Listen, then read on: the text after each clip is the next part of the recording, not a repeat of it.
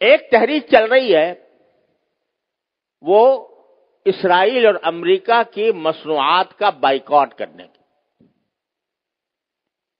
یہ بھی کچھ غیرت مند مسلمان ایسی تحریک چلا رہے ہیں اور سنا ہے کہ اس کا کچھ اثر بھی ہو رہا ہے. اس میں ایک بات مجھ سے بار بار پوچھی جاتی ہے، وہ یہ ہے کہ یہاں پر جو فرینچائز ہیں جیسے میک ڈونلڈ ہے یا کے ایف سی ہے یا اس قسم کے جو کمپنیاں ہیں جن کی غذائیں وغیرہ بکتی ہیں، اس کے جو مالک ہیں وہ مسلمان ہیں، پاکستانی ہیں. البتہ چونکہ فرنچائز کا انہوں نے معاہدہ کر رکھا ہے، لہذا 5% یا 10% آمدنی کا حصہ وہ ان کمپنیوں کو جاتا ہے.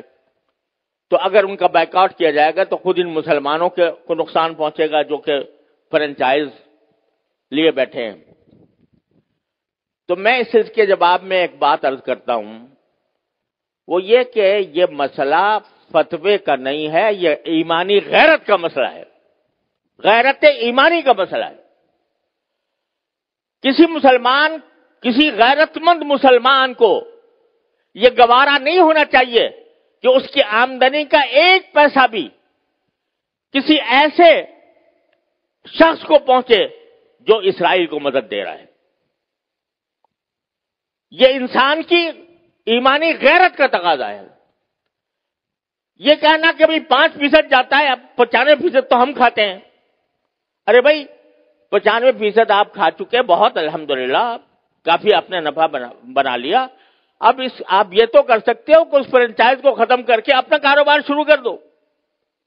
اگر اس کو ختم کر کے اپنا کاروبار شروع کرو گے تو ذرا تھوڑا سا پتہ تو چلے گا ان کو کہ یہ جو ہم دنیا بھر کے اندر ہم اپنی مصنوعات چلا رہے ہیں، دنیا بھر میں ہمارا سکہ چل رہا ہے، اس کا کچھ اثر تو ہوگا. یہ کہنا کہ 5% جا رہا ہے ان کو اور ہم نے 5% جا کے کیا اس میں کیا فرق پڑے گا.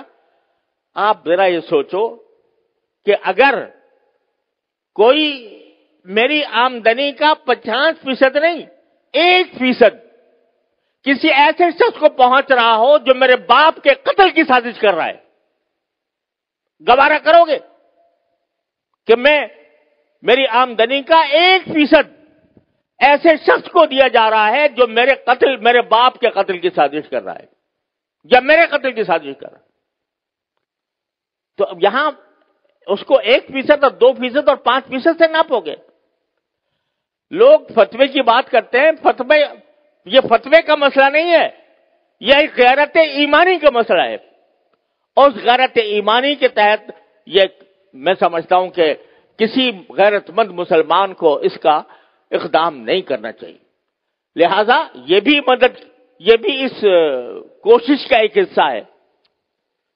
اور اس وقت یوں سمجھو کہ میں تو یہ سمجھتا ہوں کہ ایک لحاظ سے پوری امت مسلمہ حالت جنگ میں ہے، پوری امت مسلمہ حالت جنگ میں ہے، کیونکہ یہ حملہ صرف فلسطینیوں پر نہیں ہو رہا، معال کار اس کا اثر پورے عالم اسلام پر پڑنے والا ہے. لہذا حالت جنگ میں ہے. جب اس حالت جنگ میں ہے تو جو لوگ کہ عالم اسلام کے خلاف یہ سازش کر رہے ہیں ان کو کسی طرح بھی نفع پہنچانا، چاہے وہ 1 پیسے کا ہو، یہ ایک مسلمان کی غیرت کو اسے گوارا نہیں کرنا چاہیے. لہذا میں اس بات کی حمایت کرتا ہوں کہ ایسی چیزوں کا بائیکاٹ کیا جائے جس کا فائدہ ان طاقتوں کو پہنچ رہا ہے. تو اپنی سی کوشش کرو، اللہ تعالیٰ سے دعا جاری رکھو، کوئی وقت خالی نہ جائے جس میں اللہ تعالیٰ سے نہ مانگا جا رہا ہو، اور پھر اللہ کے فیصلے پر راضی رہو.